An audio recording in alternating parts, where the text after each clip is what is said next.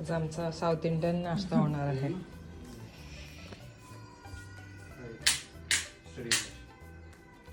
इथला फेमस आहे म्हणते. हा म्हणजे या एरियातला फेमस आहे जिथे हे लोक नेहमी खातात. नाही चला नाश्ता. ब्रश केला हो चला. छान वाटलं. मी पण खाते. जसं काही बनवलं स्वतः आम्ही जसं काही स्वतः बनवलं मस्त एक नंबर म्हणून राहिलेला आहे. एक नंबर आहे असेलच तो पण जसं तू आमची तारीफ करत आहे त्याच्यानुसार तर कल्याणीचा गुरुवार आहे म्हणते बाबा. उपवास आहे. माही थोडीशी बाजूला होशील तर मी हे खाऊ शकणार. बाजूला हो ना बाळा. तू लवकर लवकर ब्रश वगैरे कर तोपर्यंत आम्ही खातो. या तुम्ही सर्व ब्रेकफास्ट करायला. मस्त साऊथ इंडियन ब्रेकफास्ट.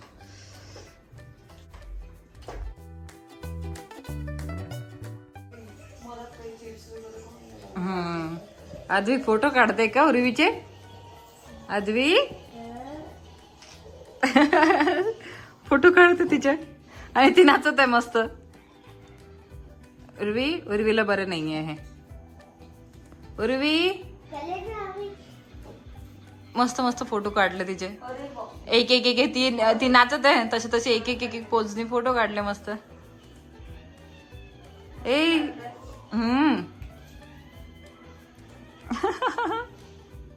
अद्विकला ताब्यात दिला उर्वीने त्याच्या. ओहो पिल्लू पोजेस देतात तू. इकडे बघ इकडे बघ. मस्त मस्त पोज दिले रे. मिऊची तब्येत बरी नाहीये पण तरी मटक तर सोडलं नाही मिऊने. अच्छा अरे मिऊने काय घातलं बघू दे. मिऊ मिऊ काय घातलं. मिऊ दाखव तर मला काय घातलं तू. स्वेटर काय काढू. तो ड्रेस काढून टाकायचा का हा घालायचा. अरे बापरे. पण नेकलेस नाही काढायचा. ते नाही काढायचं म्हणते. नेकलेस करू काहीतरी ऍडजस्ट आता. हा चला मग इथून निघायची वेळ झालेली आहे पुण्यावरून. तर आम्ही झालेलो आहोत रेडी. आमचं ठरलं होतं की सकाळी 5 वाजता निघायचंय पण 5 वाजता निघता निघता आमचं किती वाजलेले आहे आता 4 वाजलेले. म्हणजे सकाळी 5 वाजता निघणार होतो तर 4 वाजले. कारण मुन्नाने वेळेवर म्हटलं की मी पण सोबत येणार कारण तो संध्याकाळी निघणार होता आणि आम्ही सकाळी निघणार होतो. पण तो बोलला की मी लवकर येतो म्हणजे 2 वाजता येतो आणि नंतर मग आपण निघू. तर म्हटलं ठीक आहे ना. सकाळी आम्ही निघालो असतो आणि संध्याकाळी तो निघाला असता त्यापेक्षा आपण सोबतच निघू म्हणून. तर म्हणून आम्ही मग हेच डिसाईड केलं होतं की सोबत निघायचं. त्याच्याने आता तो आला त्याच्यानंतर मग जेवण वगैरे केलं. त्याच्यानंतर मग जेवण वगैरे झाल्यानंतर मग आमची पॅकिंग वगैरे झाली. तर आता सर्व बॅग यांनी डिक्कीमध्ये ॲडजस्ट केलेल्या आहेत कारण इतक्या बॅग झालेल्या आहेत आमच्या. आम्ही तिकडनं आणलेल्या आणि काय म्हणतात त्याला इकडनं जी शॉपिंग केली होती ती मुन्ना आणि कल्याणी येत आहे त्यांची बॅग आणखी एक्स्ट्रा झाली. तर असं म्हणून खूप सारं सामान झालेलं आहे आमचं डिक्कीमध्ये. तर आता बघू कसं ॲडजस्ट होतं. तर आणखी आता जे जे राहिलेलं आहे ते आम्हाला घ्यायचं आहे आमच्या मांडीवर मागे. चला काही हरकत नाही. ॲडजस्ट करून जायचं आहे सर्व. तर आता निघायचं आहे. मिहूला तयार करत आहे. मिहूची तब्येत बरोबर नाही आहे म्हणून.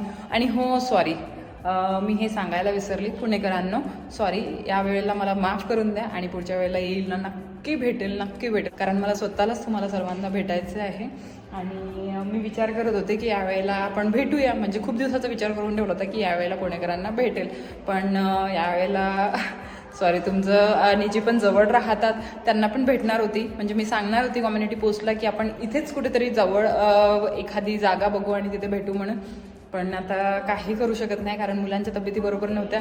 तर त्यांच्यामध्ये काहीच कळत नव्हतं. जेव्हा आलं ना त्याच्यानंतर लगेच मुलांच्या तब्येती खराब झाल्या.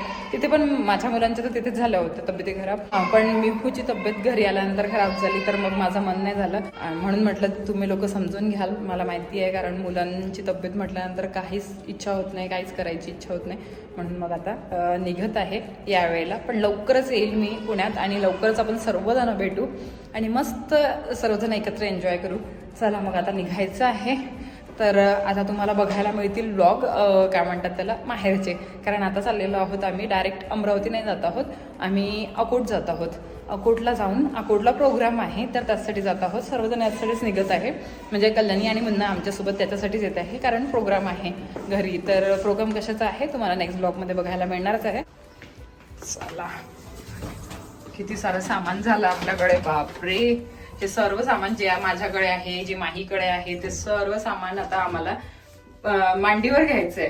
म्हणजे आणखी आहे, कल्याणी आणणार आहे ती बॅग. तर ह्या सर्व बॅगा आम्हाला आता मांडीवर घ्यायच्या आहे.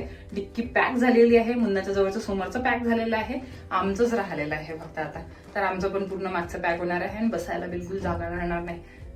बघू आता काय होतं. तर यांनी ऍडजस्ट केलं असेल तसं डिक्कीमध्ये सर्व, पण तरी पूर्ण डिक्की भरली. डिक्कीमध्ये काहीच जागा नाही आहे,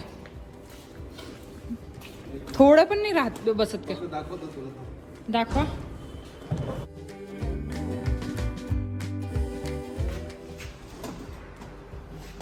ओ पूर्ण पॅक आहे, काहीच जागा नाही आहे. हे थोडंफार सामान इकडच्या साईडला बसते, माहिती थोडंफार सामान बसते इकडच्या साईडला. हे ते इकडे जागा आहे थोडी. हा बसून टाका आता तेवढं.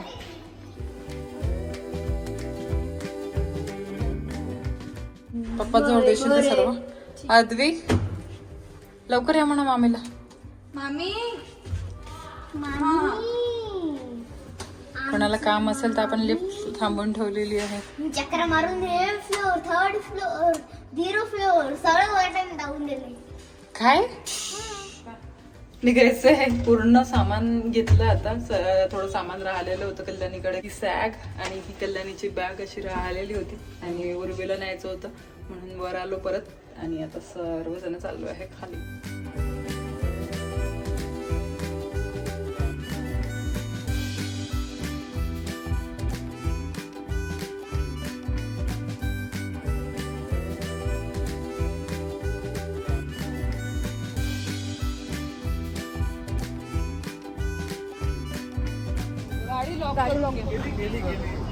चहा घ्यायला थांबलेला आहोत आम्ही इथे.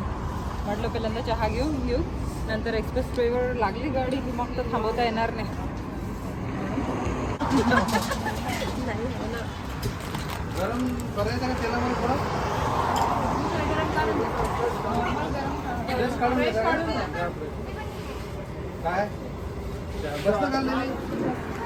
पहिल्यांदा घ्यायचंय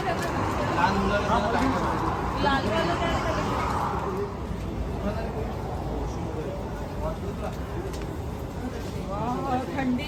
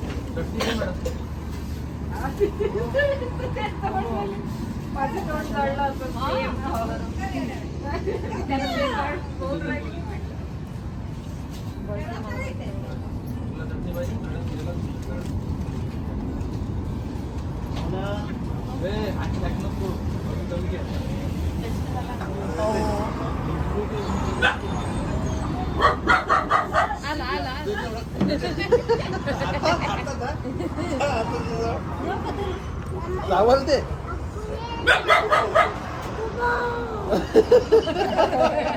आकू बुबू करते आमचे.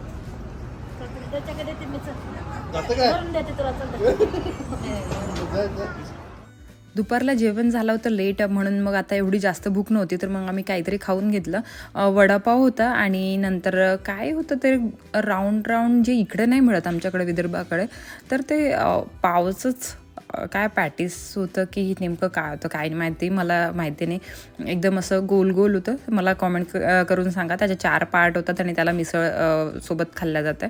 तर असं मिसळ पावच होतं की नेमकं काय होतं माहितीच नाही मला.